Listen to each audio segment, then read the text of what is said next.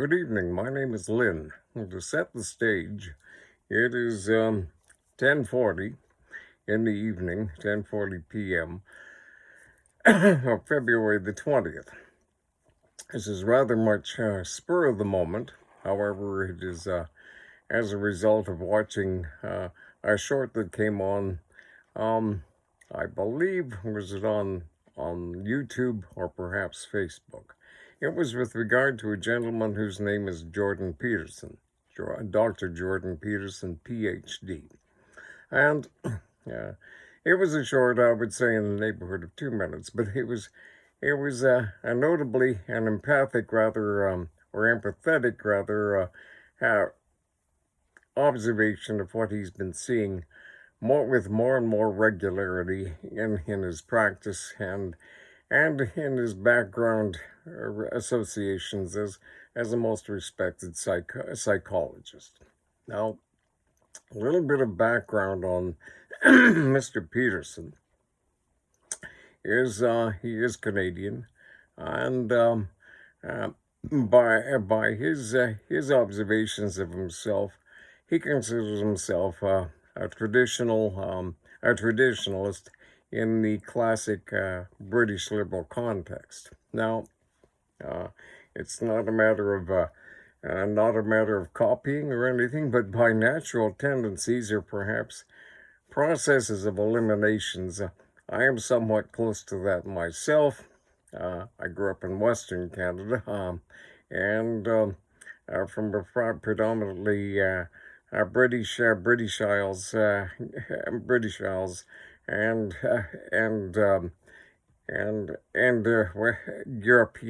European background, culturally background, but predominantly British. And when growing up in that, essentially, I wasn't always a traditional sort of so we'll call me a social conservative as opposed to a traditionalist. As far as the evidences of what I have come to be on the basis of some level of open-mindedness and personal experience.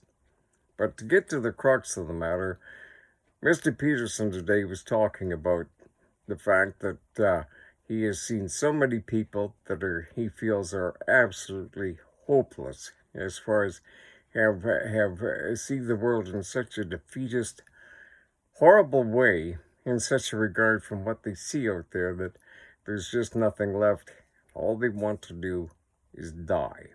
Okay?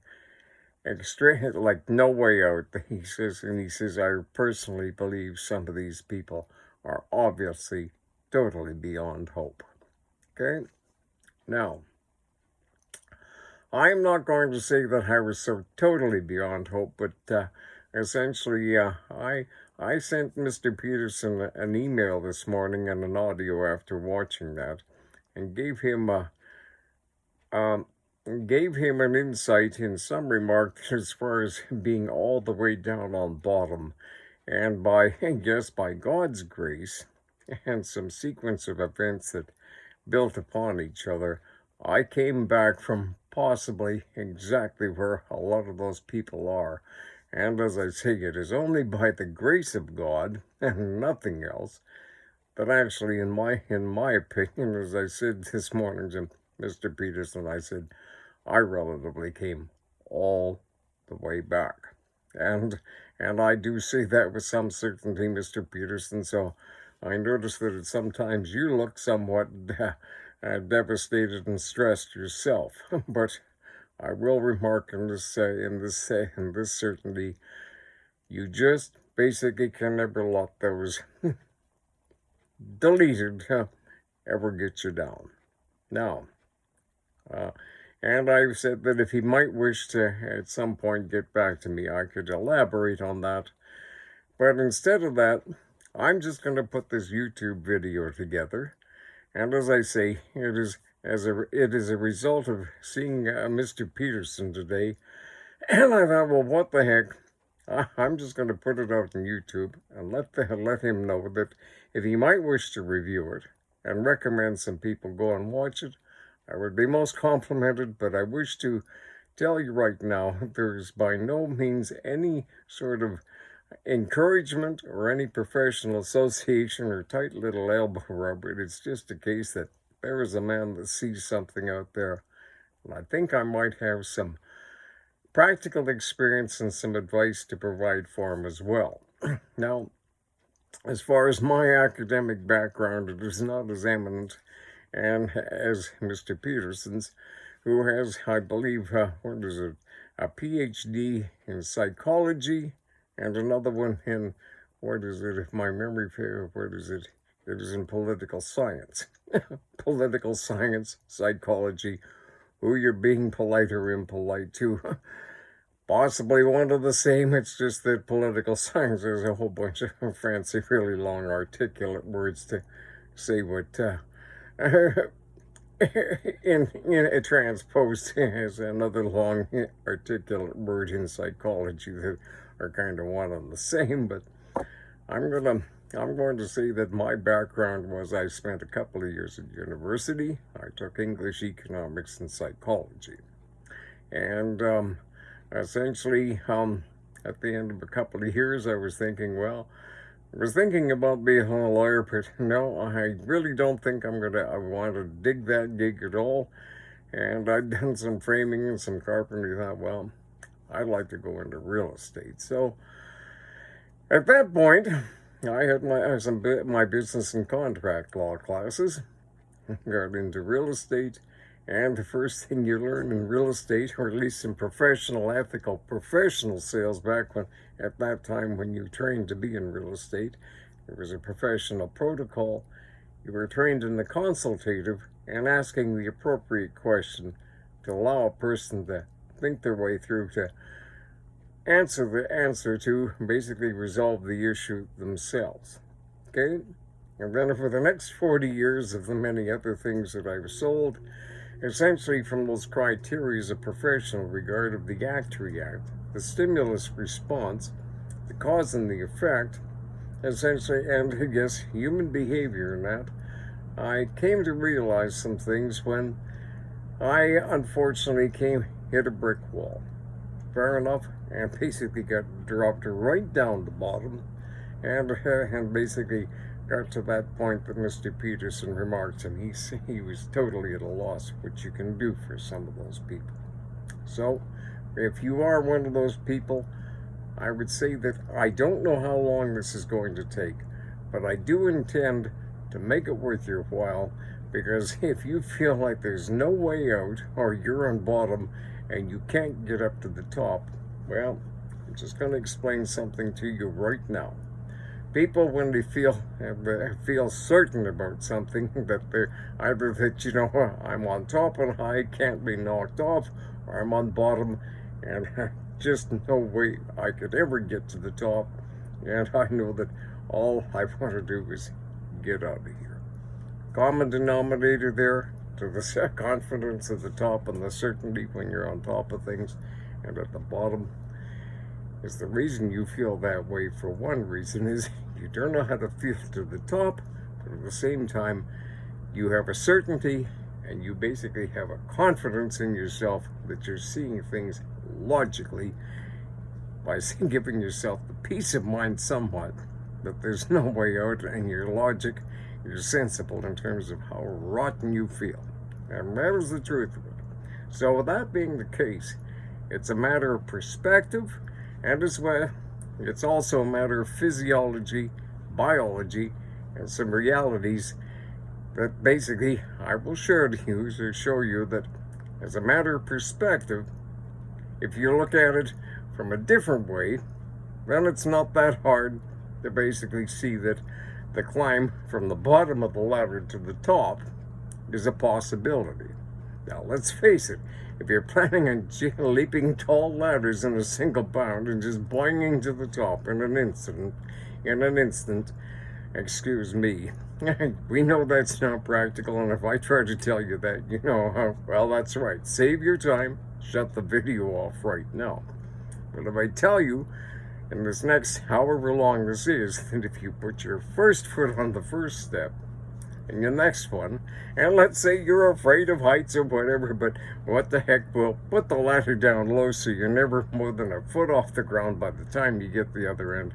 Well, make those adjustments, but at that point you can see that realistically it might be worth your while to listen to this old man, who, as I say, from sales and actually act in human behavior, and some things in the background that I can have that I'm not going to talk about because it's not important, because that has nothing to do with the fact that what I'm doing right now, because I'm talking like I'm forming complete sentences, and I don't really think that the only way out is to basically go totally down and basically do the 6-foot drop and basically hide under the dirt so the world can't hurt you anymore. Fair enough? So, here we go. And I'm going to basically start this with a quote, okay? 2 quotes, my 2 favorite quotes in life. One is by Charles Herbert Spencer, an 18th century scientist and philosopher. And he had a theory called synthetic reality, where he thought if he had a bunch of equations that could explain reality, that'd be pretty good. Didn't quite fly. He also coined the term survival of the fittest. He was an evolutionary Darwinist. Okay? But here's the quote. And so listen to this. If you're still skeptical, at least listen long enough to hear this quote and see that maybe it will encourage you to keep listening to me.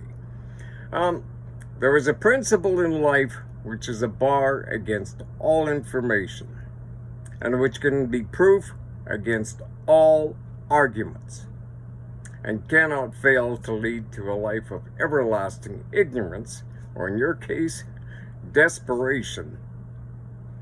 And that principle is contempt prior to investigation. Okay, so I'm going to ask you to investigate, taking a different perspective on how you're looking at things right now.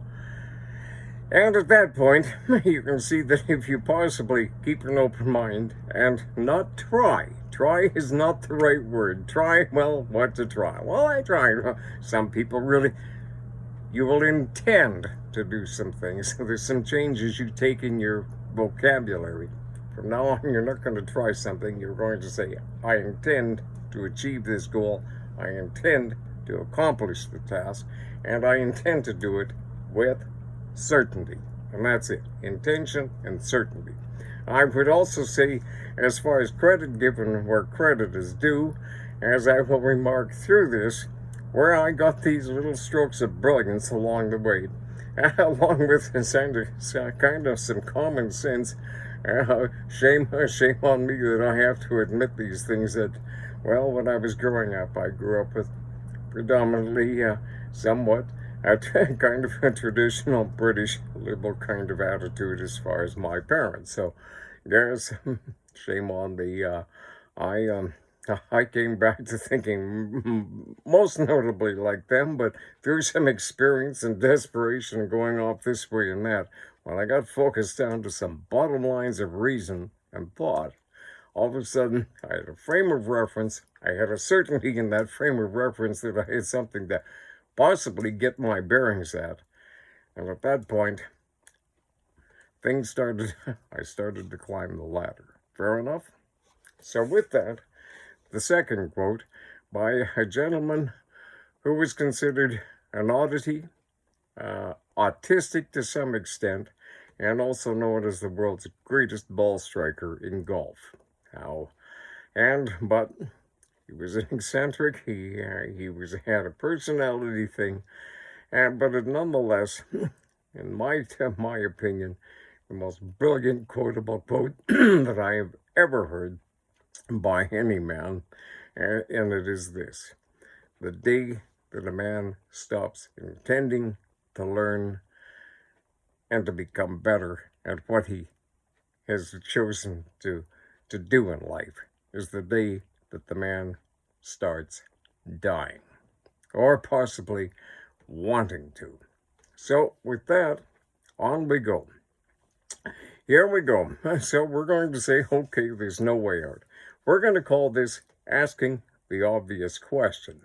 Kind of a combination of understandings that I got from many years ago when I was in sales and wanted to be nuclear charged and just sell more. Well, I was listening to some things about from Anthony Robbins asking the obvious question.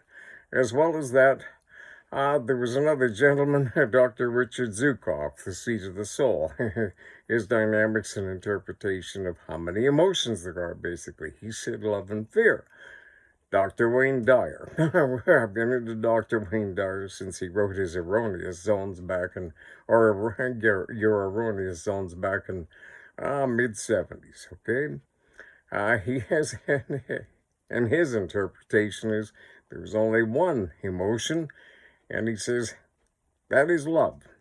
And that is what we all operate on, but it's not a matter of love and fear and shifting gears. He says it's one emotion, and basically it's either when you're feeling love or confidence, fulfilled, and lots to share, and it's just, we're all skipping in the daisies.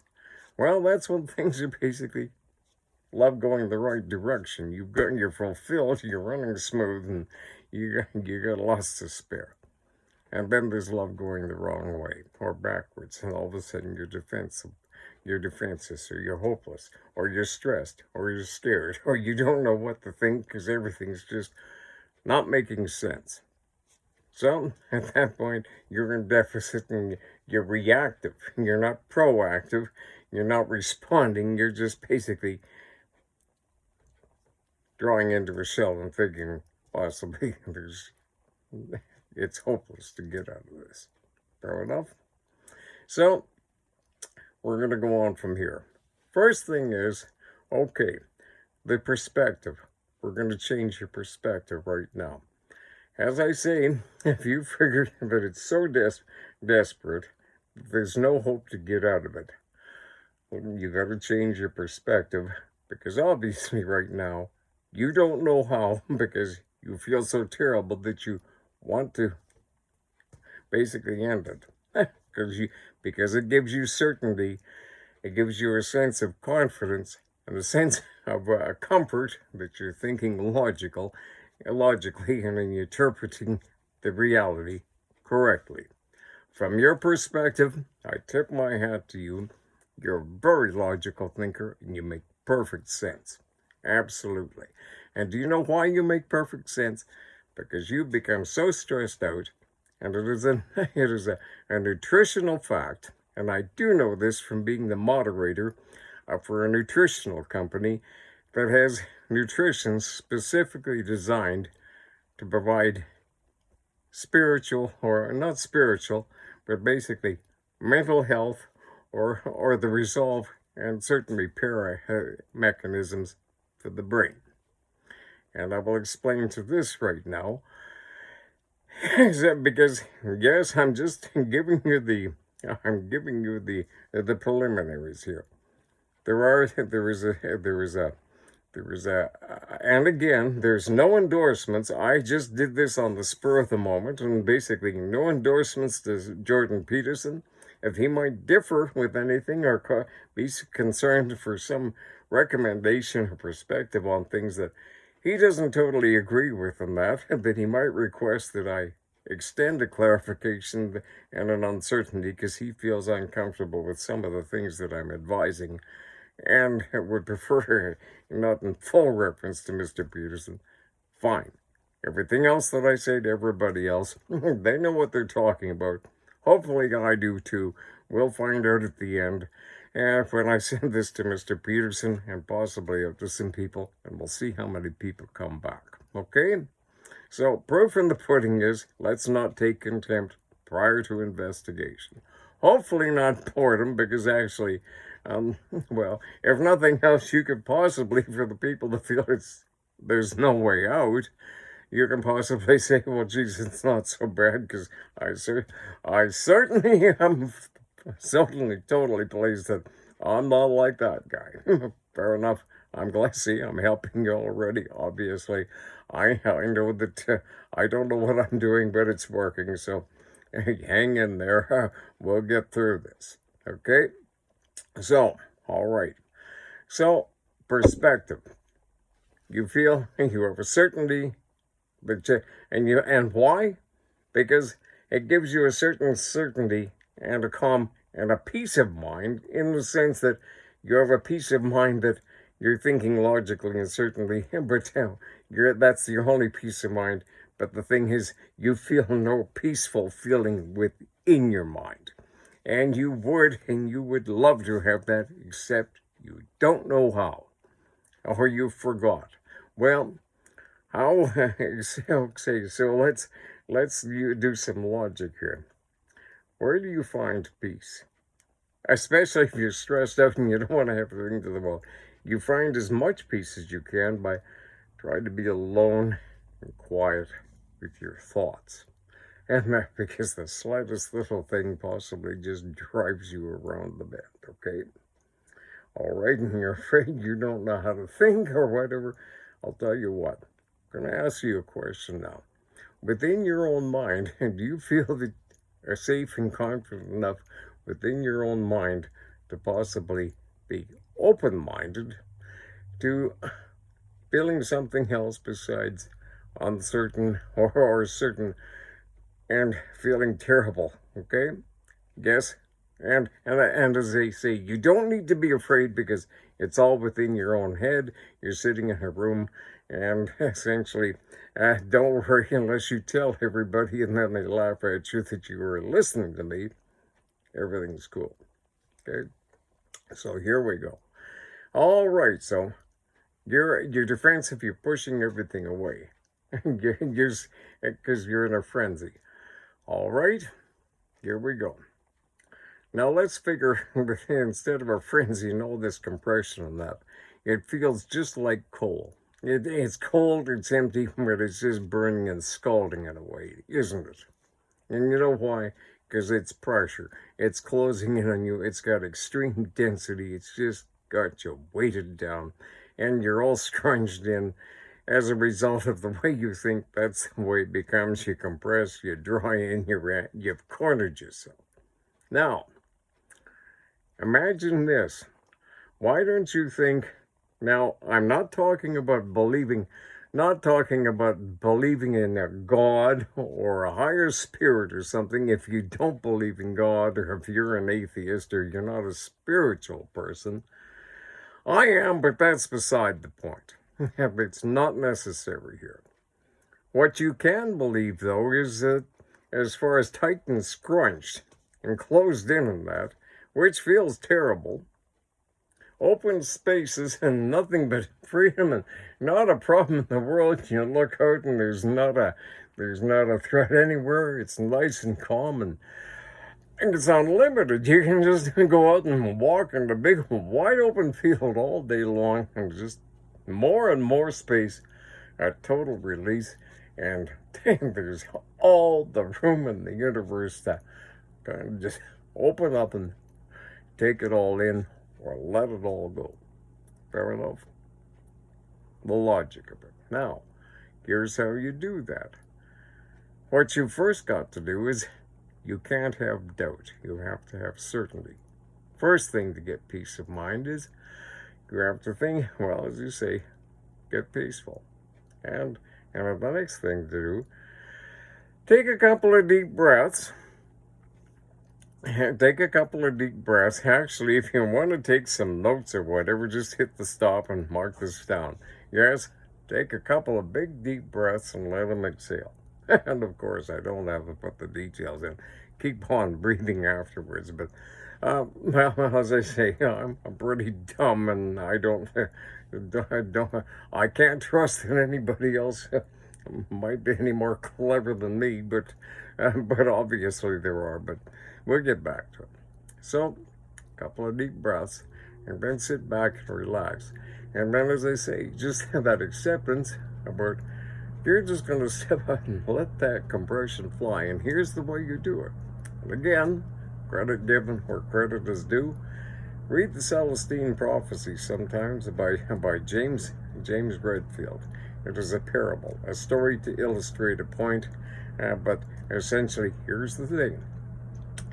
What you do is a way to basically establish and combine two simple emotional combinations or thoughts, and it immediately gives you peace of mind. Now, I'm not going to say it makes you fulfilled and happy, but what it does is gives you peace of mind.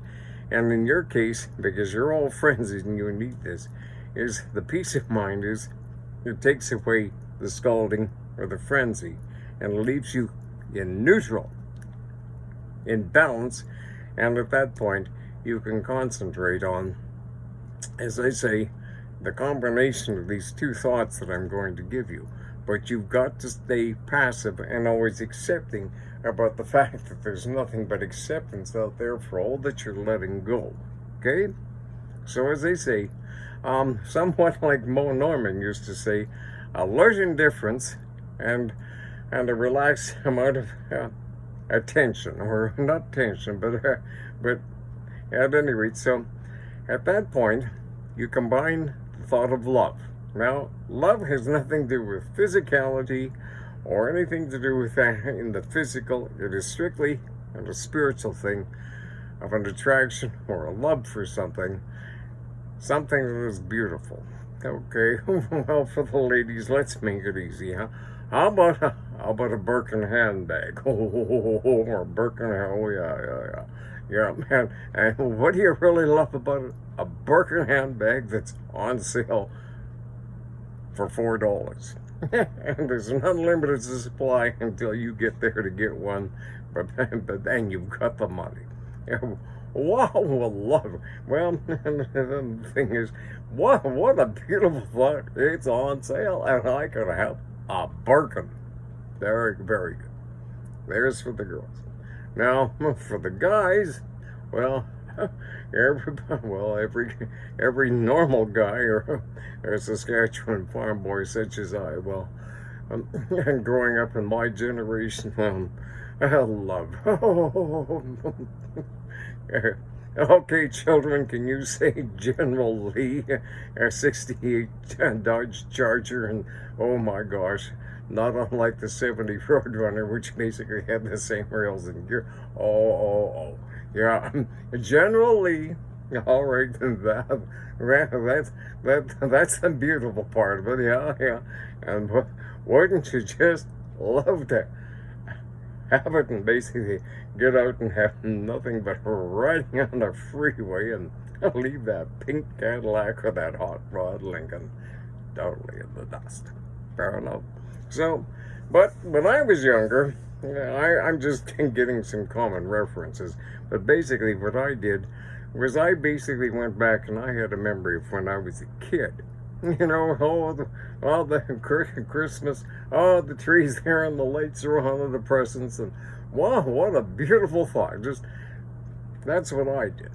Now, that was my combination, and basically, as I say, when you basically put those two thoughts together, something that you love and something that's just beautiful, all of a sudden, in that instant, you have peace of mind. You have neutrality, and at that point, but as I say, you've got to stay passive to it, because when I first did that, folks, my head was like coal. But the thing was, I'm going to try this, and when I did, it was just like a flood of, like, it was just a remarkable feeling. Absolutely, oh my gosh, wow. But as soon as that, does this ever feel good? And I became aggressive, and I just wanted to gobble it up, and it was gone like somebody shut a micro switch off.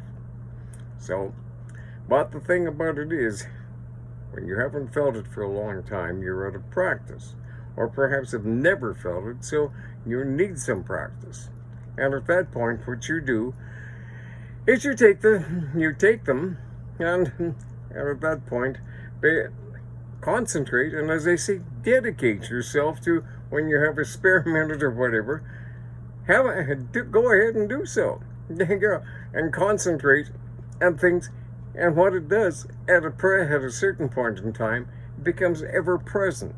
And that means that, you know, all chaos can be breaking loose, and nonetheless, you still manage to trudge through it. Because, I mean, as far as my, well, I mean, where am I at? Well, we're 3, 4 years after the COVID. I was rolling along, doing quite well in my own private little world, but then one thing led to the other, and here I am, 68. Supposedly, was going to have my summer, my winter vacation, and maybe a couple of rounds of golf or something in the winter, and well, excuse me, but no, um, I basically, through no intentions or mishaps of mine, but basically because of my particular area, the economy in here, and my particular situation is, I'm back on a pension. That's all I got. Fair enough.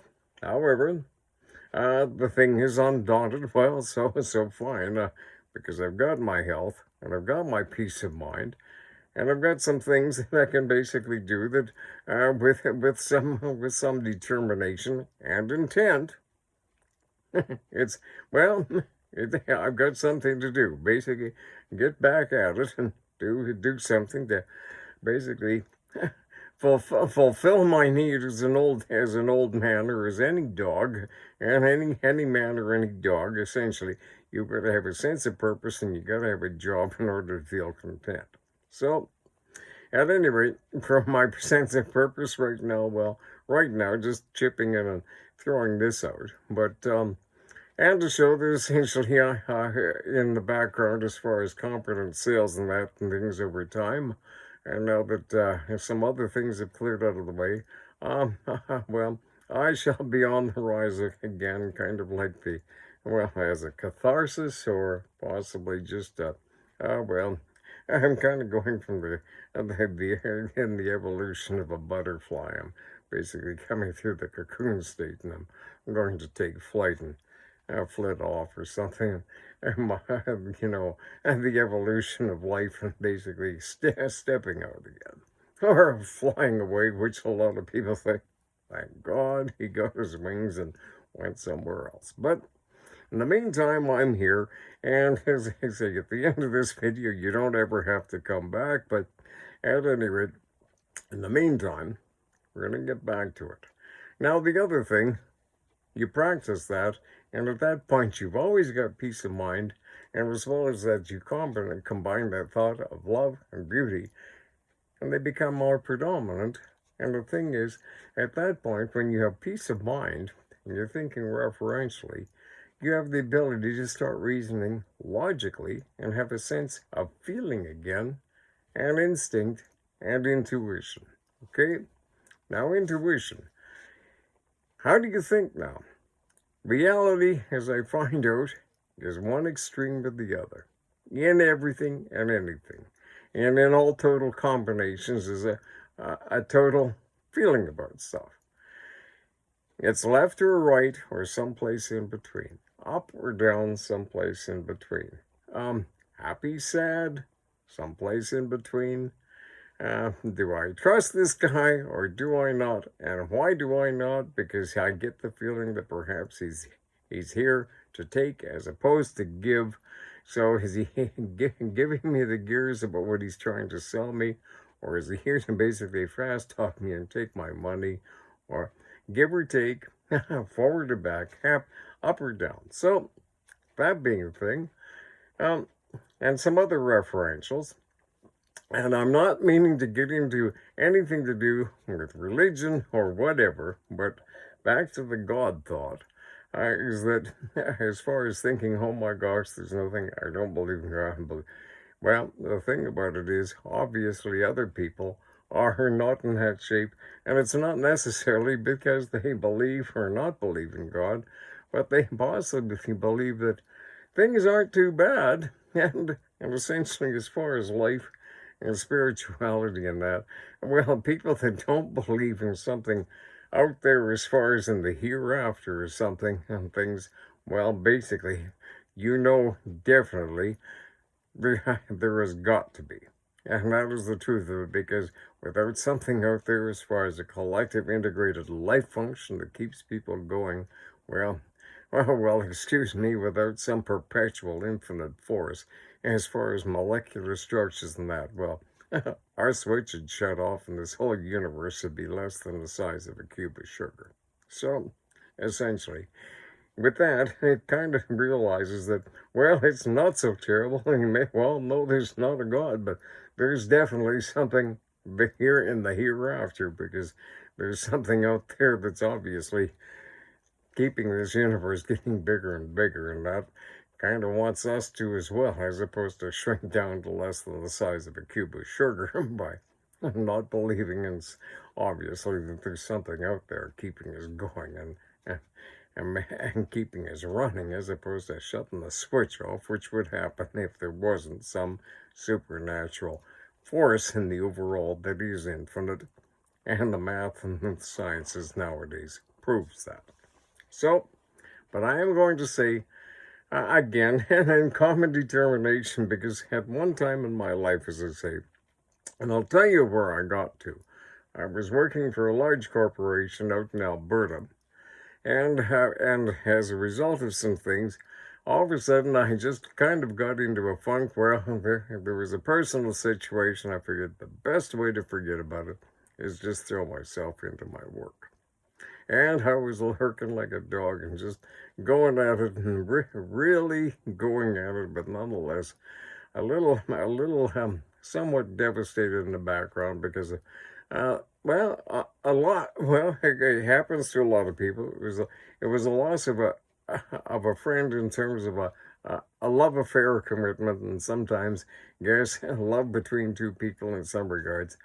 When one leaves or whatever, and regardless of the thing, it is, well, you are in some regards addicted to the other person. That's indicative when people pass away and the widow or whatever the griever, essentially there's something missing and nothing fulfills because they're addicted and they're in deficit of the loss and an absolute that can't be replaced, okay? Or got over, or put in the proper perspective to move along with strength and certainty as opposed to deficit. So, here we go. What we're doing, so, as I say, I got to the point that all of a sudden I had a viral illness, and it got down to the point that I was hospitalized for, well, I was in there for 7 days. I should have been in there probably realistically for a couple of weeks. But in that 6 or 7 days, after several days of a friend finding me at home, and he took me to the hospital, I guess I spent close to a week with scaling up, fevers up to 105, breaking at the point that the fever had broken, basically knocked the virus back down, cold sweats back down, anticonvulsants, intravenous, and this went on for about 4 or 5 days until I was somewhat out of the woods. Okay? At which point my friend walked in the next day and he says, "Happy birthday." And I said, "Fine, really? Okay, well, it's my birthday. I'm on the way back." And I checked myself out. But when I came out of that hospital, I had gone from about as strong as I had ever been in my life, throwing higher than that, and then realistically, it was nothing to basically walk up to a casing gun rack and tip back and grab a 300-pound casing gun and slide it in the tunnel by myself, and with ease. But essentially, after that, when I got back to work, well, excuse me, but having had lost 8 or 10 pounds at a time when I was about 174, 175, and not too much of it shouldn't have been there. And, well, by the time I got done, really, well, I was under 160 pounds, and essentially, as far as picking up a 30 or 40-pound sub off the floor to do something, I didn't feel too special, and essentially, there wasn't much left of me. I couldn't keep up the rigors of my employment, and essentially I just packed up and at the encouragement of my folks to head home, and that's essentially what I did. But the unfortunate thing was it kind of was not too bad for a while, but unfortunately I made somewhat of a recovery, but unfortunately, prior to chronic fatigue syndrome being known, or Epstein-Barr, or these chronic viruses, the virus that I had had, and there was about a half a dozen other cases up there similar to that, where apparently about half of them did not make it. I have my suspicions out in rig shacks and stuff, possibly a hantavirus, but who's to say? Nonetheless, about 12 or 14 years later, when I kept going down and down, and unfortunately, because I had a personality change, I had become very quiet, preferred to just get up and go to work, and not antisocial, but basically there was a lack of understanding what happened to me as opposed to the guy I used to be. But essentially, I was suffering flu symptoms without a fever. As it was determined after about 12 or 14 years of misdiagnosis and mismedication. And unfortunately, under the determination that I was possibly, I was given a psychoneuroleptic, which is a dopamine suppressor. Okay? So here I am, I'm suffering a chronic viral infection. I'm suffering flu symptoms, moderate to notable, having a hard time keeping food down, but there's no real temperature because it was just a moderate temperature or undetectable. And the whites of my eyes looked fine because with an elevated temperature, that's what happens. So I looked healthy, but I sure wasn't inside. And about 10, 12 years later, on this diagnosis, and a dopamine suppressor, which suppresses your dopamine, yes, your feel-good hormone. Without adequate levels of dopamine, you cannot have an overall sense of well-being. So at that point, if you're on a dopamine suppressor that you certainly don't need, on a misdiagnosis, which it was, and it's impossible to feel happy or content or having a realistic ability to have a sense of well-being, plus on the underside actually having a chronic flu situation, which would have explained why I was tired and somewhat not totally elevated and somewhat subdued. Well, at the end of 12 or 13 years, I think you might understand why at that point, from medications that screwed up my metabolism, it was hard on my liver and my motor skills and a whole bunch of other stuff that, well, then 65, 70 pounds overweight. And to the point that I couldn't, well, if I went out for a round of golf on a golf cart with some friends, well, unfortunately, at the end of 18 holes, I pretty much had to take the next day off and my traditional 12 or 14 hours a day on the couch, because in the aftermath, it had become apparent after when I had been diagnosed prior to Epstein-Barr and chronic fatigue and PTSD, but that's exactly what it had. A kinesthetic diagnostician had determined that I had a chronic blood virus and I'd had it for many years, at which point I said, well, I'm hooked then. You can't do anything. He says, not a problem. He says, your immune system just can't beat it off. And he says, it's been subclinical, but here we go. I'm just going to give you some bovine extracts and some other things to build up your immune system, and it'll fight it off, and then you can go ahead and kill the virus off, and then you can recover. And yes, within 5 or 6 weeks, as opposed to basically golfing 18 holes on a cart with a friend of mine, well, within 5 or 6 weeks, well, the next thing you know, I'd go out for 18 holes of golf with my friends, and they'd be done, and I'd stay and I'd go out and I'd walk another 18 holes, just getting off on all the energy that I'd had. And my friends noticed a notable change, but unfortunately the medical community thought, he's gone manic. But no, I just basically got back to feeling good. But at any rate, it definitely wasn't the first time they were inaccurate. It won't be the last. But on to things. So as you can see, I basically hit the wall, and basically at that time when I found that kinesthetic therapist, they got me on that medication, yes. I was basically at the point that I told the guy when I walked up to him, I says, I hear you might be able to help me, and I'll tell you why, because if you can't, that's okay, because I'm pretty much done, and so let's see. And he did. So, but as well as that, these thinking drills and things were the things that basically dug me out of the hole and kept me somewhat going through the midst of those things with a determination and a certainty. So, as I say, after I got over the virus and that, I'm still feeling terrible because I had habituated myself into these things, and people can habituate themselves into things long after it's gone. Like there are basically people that have ghost pains or whatever, where they had a chronic pain or something, and it had basically healed a long time ago, but they had habituated or cycled a neurochemical loop or neurobiological chemical loop interface that kept the real symptoms and the real pain imminent, even though the physicality and the cause was long gone. Okay? So, that being said, I discovered that love and beauty thing. And like I say, that started to strengthen up. And as well as that, some things like Dr. Wayne Dyer, the forward and the backward, and as well as that, back to the non-religious, the definitions of some alignments so you have a perspective. I went with what I call the divine moral code. I'm not going to refer to it as the 10 Commandments. People don't like to be preached at.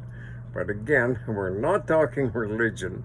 We're not even talking church.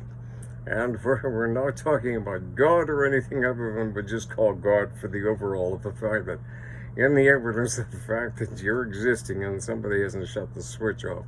It's kind of encouraging to know that yes, there is something to look forward to, obviously, as a possibility and as a realistic consideration once we're done here, which means it's not such an empty, horrible thought that there's nothing left and I don't believe in God and there's no evidence of it. And, oh, small wonder I feel horrible and just want to check out and feel nothing.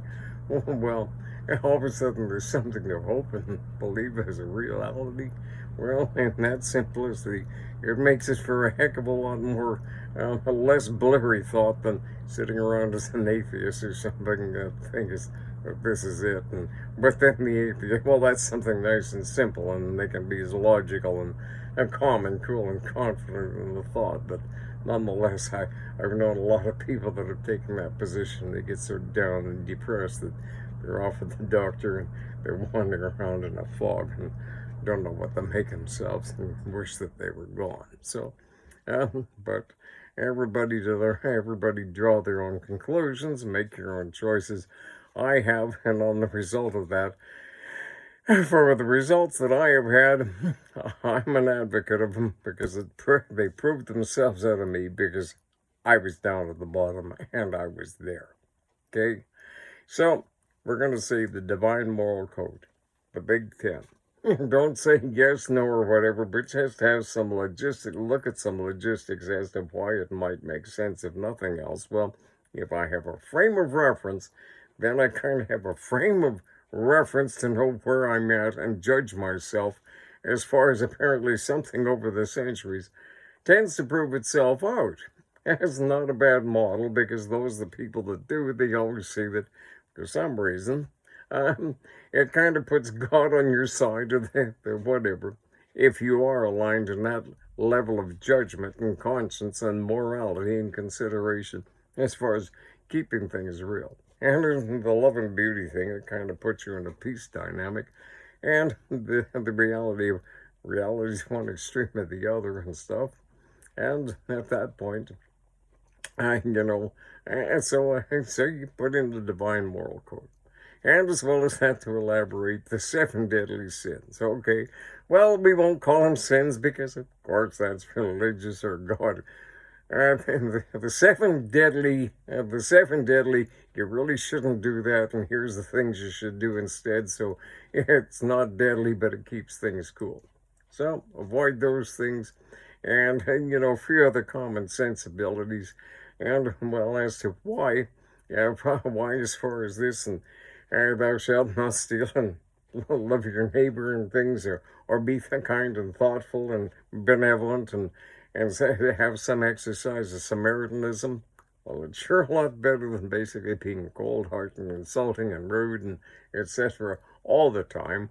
But at the same time, in just cause, because sometimes it's best sometimes to basically demonstrate your love for yourself and survival, and your love of basically being totally honest with somebody else, that if they don't stop invading your space, you're going to have to dignify the situation by warning them that, excuse me, but I do have a right to defend myself, and at that point, you don't let them blah, blah, blah, the leaders bother to try and knock you down.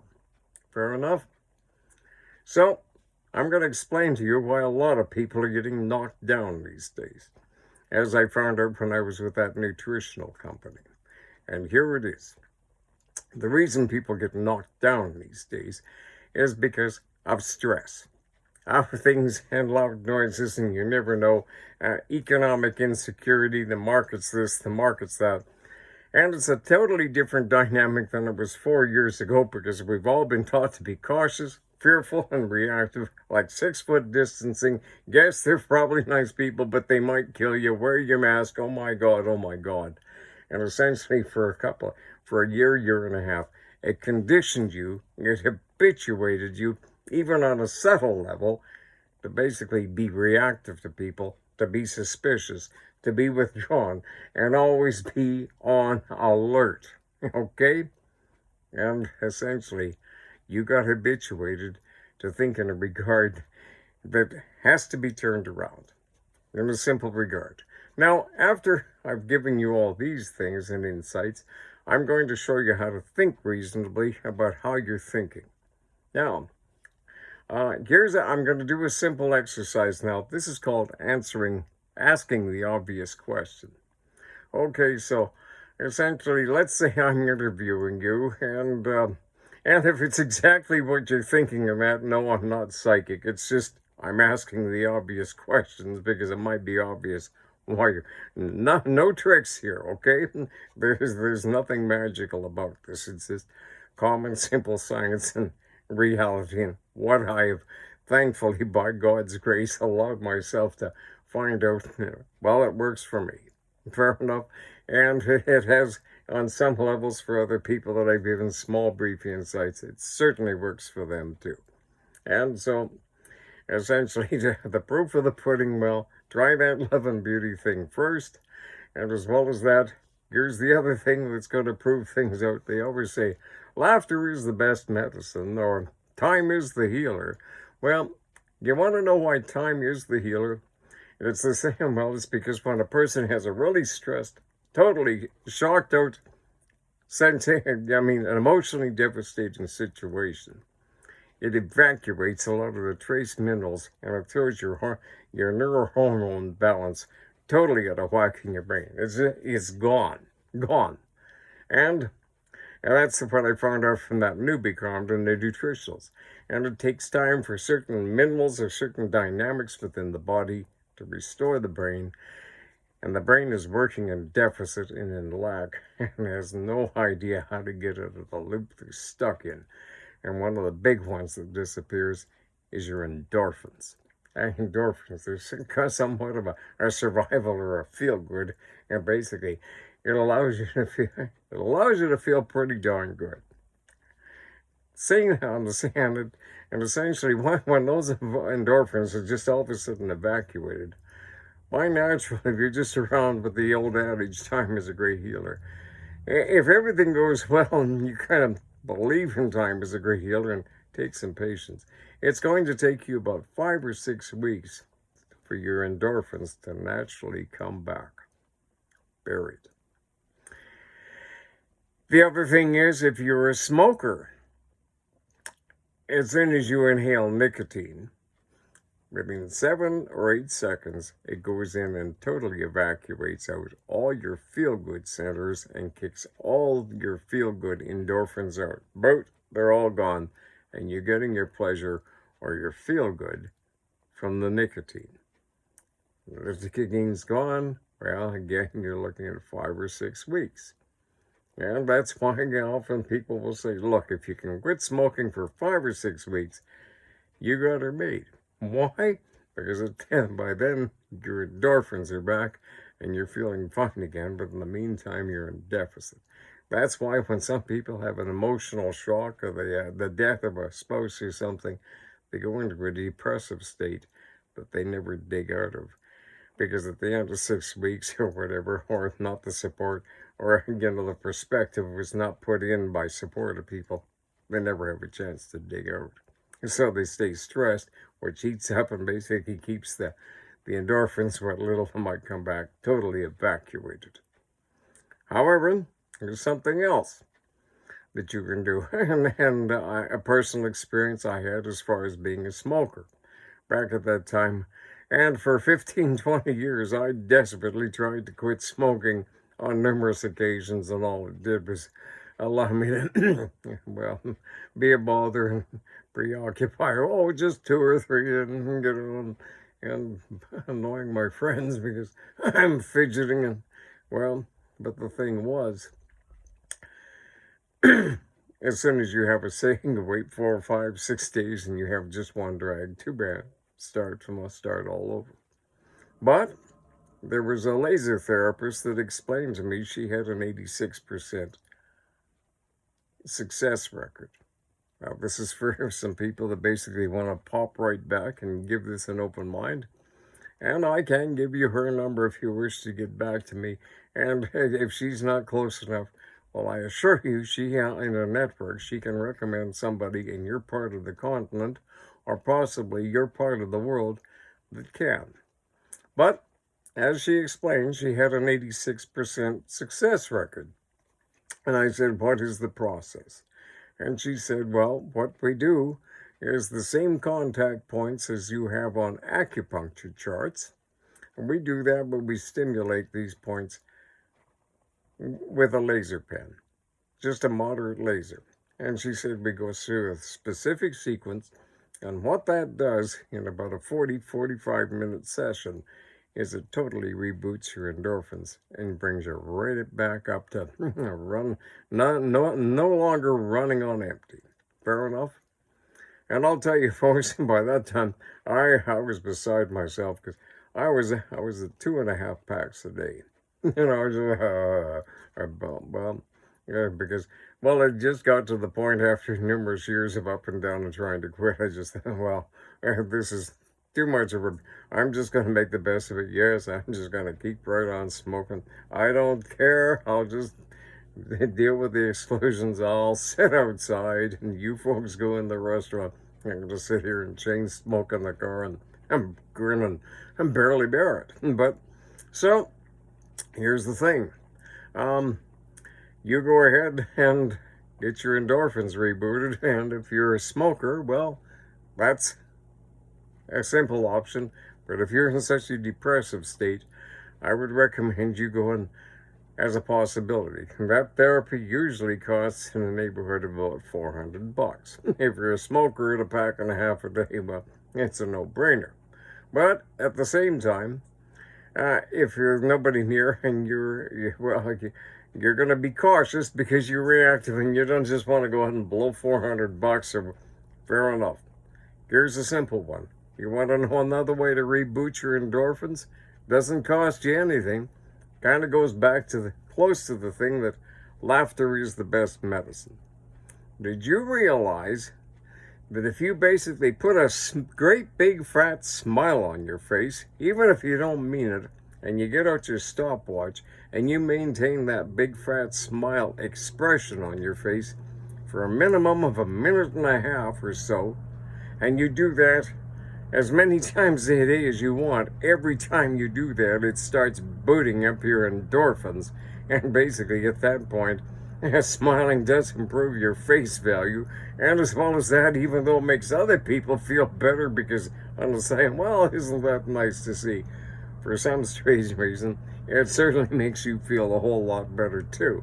So, doesn't that put a smile on your face? And dare I say it, doesn't even take some of those things that, yes, men somewhat, yes, about every 7 seconds, psychologically proven, are thinking about how to be kind and share the good feeling with a woman and offer to do something smiling. Well, yes, and psychologically proven, that goes on in a man's mind every 7 seconds.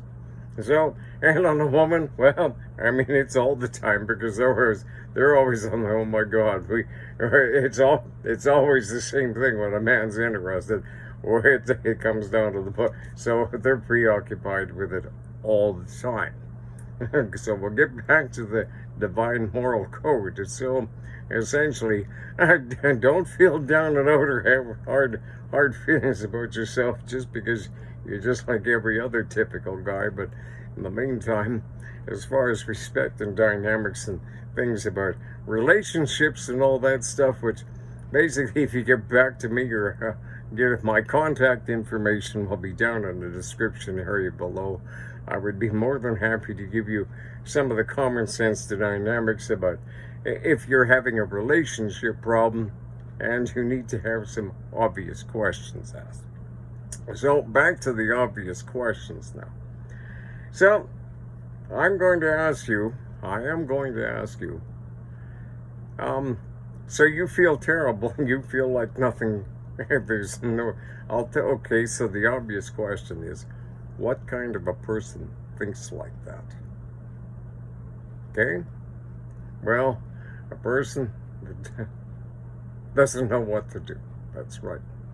A person that is afraid of the world, a person that doesn't know how to feel good, a person that doesn't do that, and a person that would give anything to feel otherwise. Very good. Well, that one would feel to do otherwise. Yes, to feel better as a person that's so whatever it is, or basically a person that can't get over the fact that I've lost my favorite sandwich, and it's been with me for 40 years, and I'll tell you, it's just the biggest bummer. Well, fair enough. It doesn't matter how ridiculous or trivial the thing is, write them down on a piece of paper. And then ask yourself, what kind of a, does that really make sense? Now, if you'd really like to get better, does it really make sense to think that there's no damn way I can do it? I don't know how, and it's because I lost my favorite sandwich. Now, does that really make sense if you want to feel better? No, it doesn't. Absolutely. So what you do is you take all those thoughts and you think them in your head and just hold them there until they kind of disappear and say, my Lord, wasn't that ever stupid? Get rid of those thoughts forever. And as far as the other ones, then the other thoughts about, yeah, I would give anything to feel better. I would like to do anything that might make sense and determine myself to give it a try to feel better. Well, put those together and basically put them in until they're all kind of and say, boy, I'm going to embed these thoughts and they're staying with me because they'll do me some good. Fair enough? That's asking yourself the obvious question, and you objectify on a base 2 referential reality. Now, is this good? Am I moving forward? Am I being selfish? Am I being greedy? Is that guy being fair? Unfair? It gives you a judgment and a perspective. It allows you to develop your intuition and your conscience again.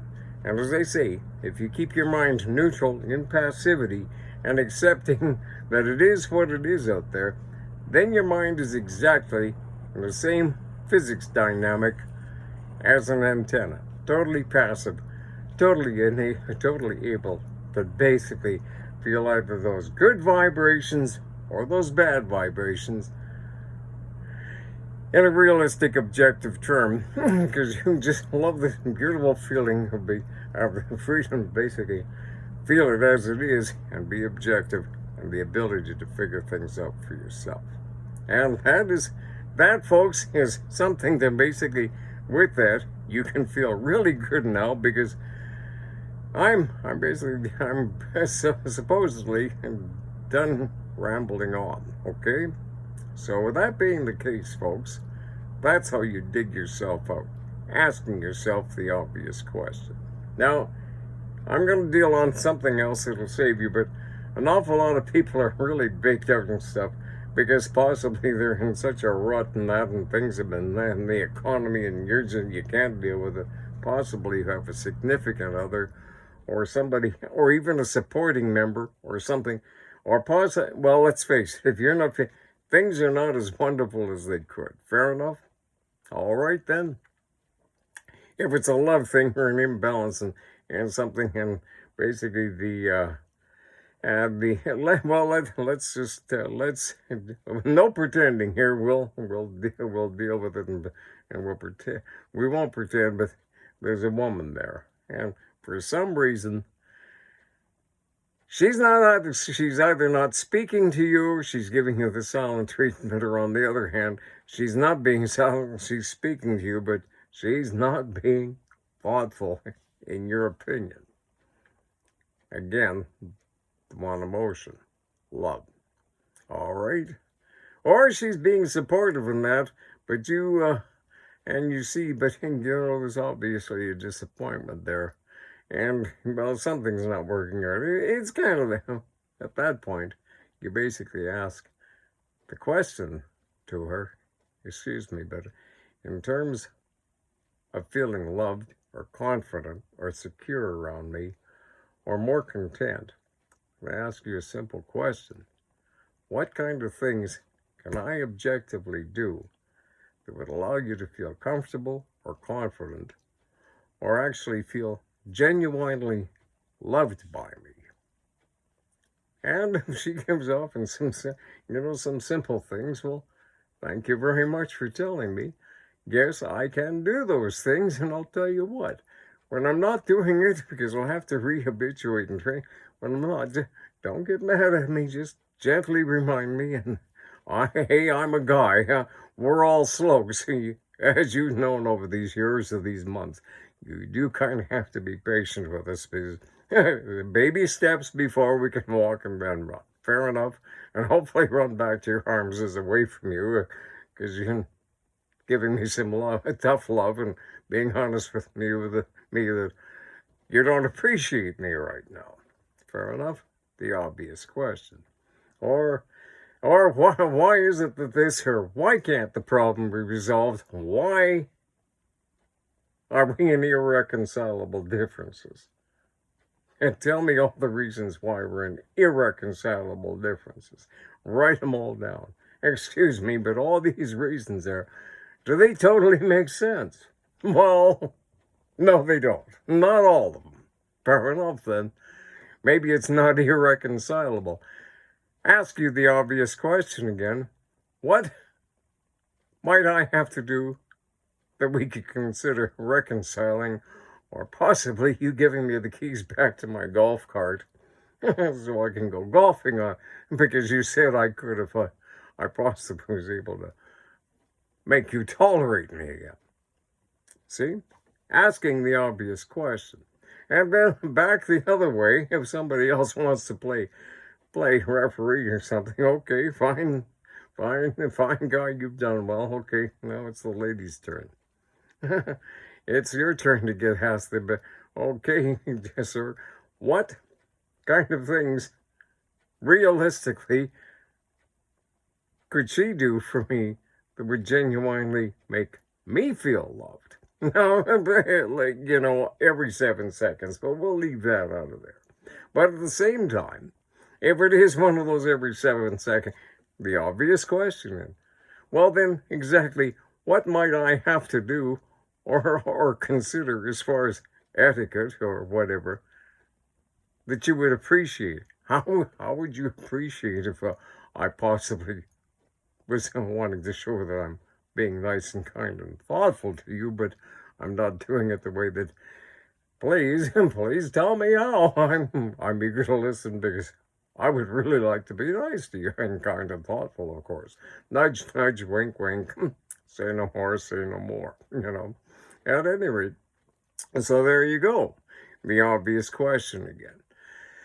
So it's just a matter of asking the obvious question, and as I see, credit given where credit is due, I will basically have to tip my hat to Anthony Robbins on that, and essentially, but Anthony, just between you and me, don't tell the divorce lawyers, because actually, in those simple things with about 7 or 8 couples of friends of mine over the years, essentially, they basically kept the gold mine, and we all kept quiet. So basically, nobody got angry out of the Law Society and decided to shaft me or complain unkindly about that. Anyways, but nonetheless, just trying to make some humor in that. But as always, well, of course, it's the brunt of everybody's jokes. But at any rate, but at the same time, when there's some things going on in your life that are absolutely no joke, always please appreciate the fact that they're around essentially set things right on your behalf, and dare I say, they can do a far more profoundly competent job than people such as I on occasions. However, everything but again, under God's thing, essentially, I'm still standing. Now, the other thing is, well, geez, I'm in terrible shape, and nobody loves me. No one loves me. Well, excuse me. It's just, it's just terrible. There's no God. I want out. Excuse me. Let's use some logic here. Scientifically, as far as self-perpetuating infinite dynamics of light waves, and essentially the God factor, the Higgs boson, all scientifically proven. And they refer to that as the God particle. It's infinite, and it is basically proof, and it's part of basically the life dynamic of everybody, and it is infinite love. So let's just use some common scientific logic here. You're alive, right? Yeah, no, I mean, this is objective. We're not going to get subjective about, well, I don't know. You're alive. That means that if you're alive, that means there's a God dynamic going on you, which is definitely defined when you put it into emotional terms and optimum, because you're being loved. And if nobody else loves you while you're alive, which proves that you have infinite love and total acceptance from God, from the God factor, because otherwise you wouldn't be here. Possibly you went on and found out that there really is a God, because in the overall, he found you not a bad guy, and he decided, well, when he checks out, we're going to give him the F escalator nonetheless, because he's a pretty good guy nonetheless. But, so as I say, in that regard, it doesn't matter if there's no illegitimate children, there's no, but essentially. And that's a simple, basic religious belief of a well-known, very old, we'll call it a Judeo origin, as far as the God thought, the simple understanding and the total confidence of feeling okay about yourself is that in the simplicity, God loves you unconditionally, without question, and is always tolerant and accepting, and reasonably, somewhat forgiving, as long as you basically don't try and take his place and push him out of the way, and obviously by not doing a good job of it, because if you get pushy and basically aggressive and mean and absolutist, that's exactly the opposite of what he wants up there around, and possibly at that point, not him, but basically somebody that basically is tired of the activity down here and can't bear it, and possibly exercises something ungodly as far as his conscience, and to get rid of something that a lot of other people might nonetheless appreciate, and possibly give him time off for good behavior, but shame on him nonetheless. Fair enough? So that's about it, folks, and with this you can feel good, and as, here I am, and my contact information shall be in the area below. And please feel free to phone or text. Text me, and yes, if you want a further elaboration or things as far as sales dynamics, because as well as that, in my background, and I do have references from several years prior, but tied down by family things, in the background, I have references and just from some of the top marketing sales executives in the world, some of the top website marketing agents in credentialed in Canada and things, and basically I work off the top dynamics again. Credit given where credit is due to an outfit called Cardell Media out of Britain. And why is he's the most successful man in the world? I've watched numerous, but why? Because when I first watched the first video, when I heard about the guy, I was just totally impressed, because what he was using is the old ethical, consultative, professional psychological approach of basically asking the logical sequence of a question, presenting a product in a certain sensible logical dynamic that allows the other person to see that they're totally on the level. They're basically presenting the as terms of the fair benefits and this, that, and the next thing, and spelling it out, which allows you to basically an educated thing at the end of the presentation to sensibly decide whether you do or do not want it as benefit or non-benefit, and etc. And as a result, of that, it's brilliant common sense psychology. And curiously enough, back to being out of the mouths of, yes, somewhat a traditional kind of right of center, basically a right of center British liberal traditionalist or social, whatever they are, but that kind of comes up to the fact that damn British, they always think they're so darn right. Well, it's not the case that they're always so darn right about things, but as far as the traditional dynamic of the social conservative thing, which I must admit and quite proud of at one time when I was 18 and my hair grew longer, and all of a sudden all of us cowboys and farm boys, we grew our hair long, and instead of grew our hair long and around the campfires, basically we're getting our guitars and singing love songs and folk songs, as opposed to, standing up and basically impressing the pretty girls by getting rip-roaring, ignorantly drunk and duking it up to show the girls how manly and cool we were. And all of a sudden, well, as I say, but the thing is, the British, well, of course, but the British, they are certainly able to laugh at themselves, because let's face it, somebody's got to basically, but there's Benny Hill, and British, they see the common sense of realizing that for the most part, it's totally all right to be a little bit of a silly jackass and have some fun and point some funny things out about human nature and that. Exactly, like for example, like the guy that's the honorary member out of the at the female nudist colony. You can always pick him out of the crowd, because for some reason he just stands out as always being the stiff one in the group. But oh, shame on me every 7 seconds. But at any rate,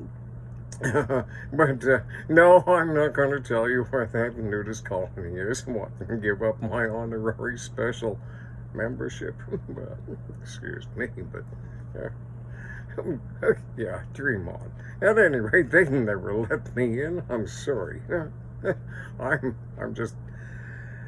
I'm not acceptable, because, well, essentially, I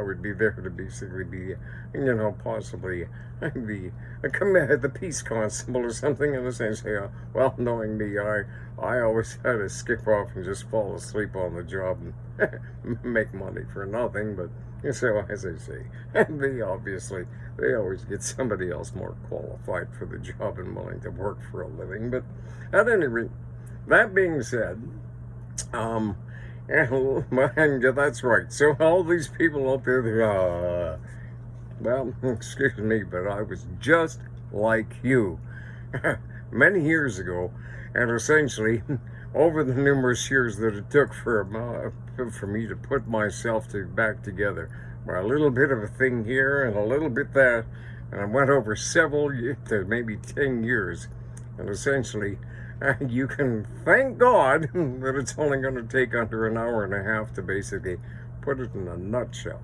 And essentially, that is, in a nutshell, pretty much it from me is obviously, and it makes perfectly good sense from someone that's a little nutty, but at the same time, you are what you eat, and I do enjoy a good peanut butter sandwich, or oatmeal cookies, and a little bit of nuts and things and raisins. Always a nice gesture and things like that. But perhaps some woman really wants to know the real way to put a smile on my face, because yes, they say you can live on love alone, but essentially, just in case you can't, I sure hope there's some oatmeal cookies around to pass the time, in case she doesn't want to basically allow me to make that kind gesture, seeing if the first thing might actually prove out that you can live on love all alone. But then at the same time, we all have to live with some shortcomings and some disappointments, but let's face it, nothing's so bad that you're going to have to want to kill yourself over it if you look at it from the right perspective. So in the meantime, chin up, and chin up, because if you keep your chin up, it allows you to keep your eye out for, every 7 seconds. So there's always something to look forward to in very short order if you know how to look at things. Best regards, and Dr. Peterson, I hope that this might be acceptable. And in the meantime, you can leave a comment below or above, and well, yes. And as I say, if people want some hand-on remarks and stuff, well, give me a call. We'll hook up to a Zoom call and stuff, and I'll ask you some obvious questions. All right? Where's your money? I'll tell you what, why don't we go through the session? You tell me at the end of it, did you any benefit? And yeah, basically, I'll leave it in your hands. If you figure, if you're broke or something, and you're feeling all wiped out, fine. Happy to help, but as well as that, if you, let's put it this way, if I can sort something out and possibly save you a fairly large, messy avoidance fee of possibly going to somebody else that's just going to figure out how they can delicately take all your money to basically allow you to agree with the situation that you agree to disagree and really hate each other's guts, when it might not be that big a deal and a whole lot less to take a different look at things. And it never hurts to have a look at all different angles and matter of perspective before you basically decide to call it quits. But at this point, from all different perspectives, I'm going to call it quits. Best regards. But I will be here if you want to start something up and give me a phone call. And once again, I'm down in the comments section. And my name is Lynn, and as Chevy Chase used to say on Saturday Night Live, my name is Lynn, and yours isn't. Unless it is, but you never know. And when you never know, well, always keep an open mind and be ready for anything.